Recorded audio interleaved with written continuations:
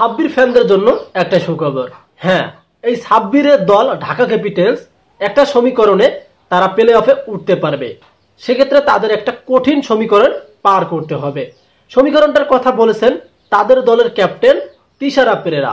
এই তো গতকালের ম্যাচে সিলেটকে যখন তারা হারালো, তারপর কিন্তু তিনি সাংবাদিকদের এই কথাটা বলেছেন যে আমরা বর্তমান 4 পয়েন্ট নিয়ে আছি, মানে 2টা ম্যাচ শুধু জয় পেয়েছে।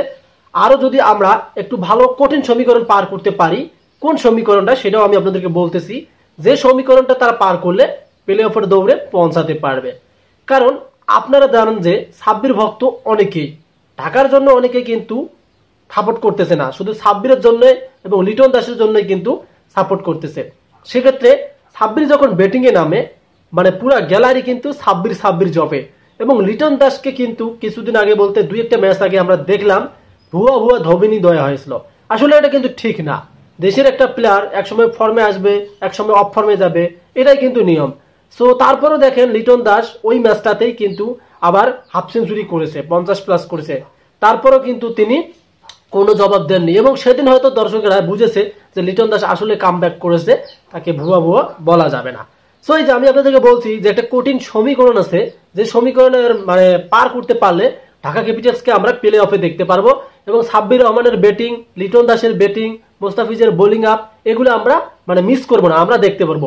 সেক্ষেত্রে কঠিন সমীকরণটা হচ্ছে, একটা বিষয় খেয়াল করবেন, যদি ঢাকা ক্যাপিটালস 10 পয়েন্ট অর্জন করতে পারে, যেহেতু 3 ম্যাচ আরো হাতে আছে, টানা কিন্তু তাদেরকে 3 ম্যাচ জিততে হবে। হ্যাঁ, বর্তমান তাদের 6 পয়েন্ট আছে, 4 পয়েন্ট আছে। পরের যে 3টা ম্যাচ যদি টানা জিততে পারে, তাহলে 3 দুগুণ 6 আর 4 10 পয়েন্ট হচ্ছে।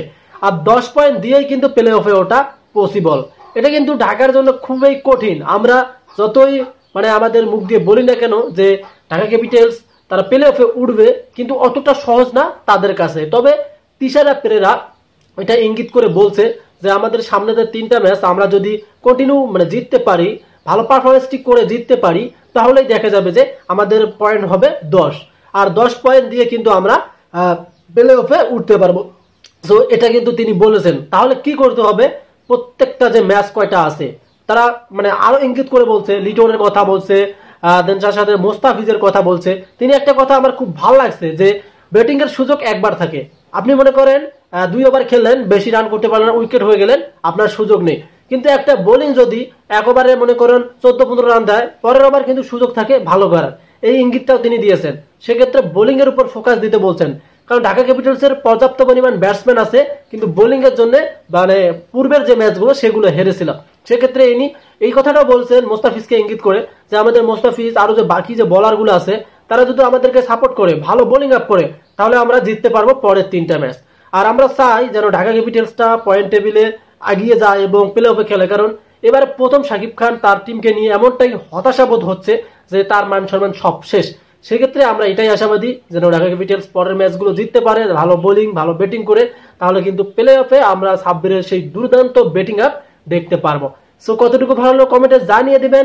আর যদি স্পোর্ট ভিডিও পছন্দ করেন আমাদের চ্যানেলটিকে সাবস্ক্রাইব করে রাখবেন। ধন্যবাদ।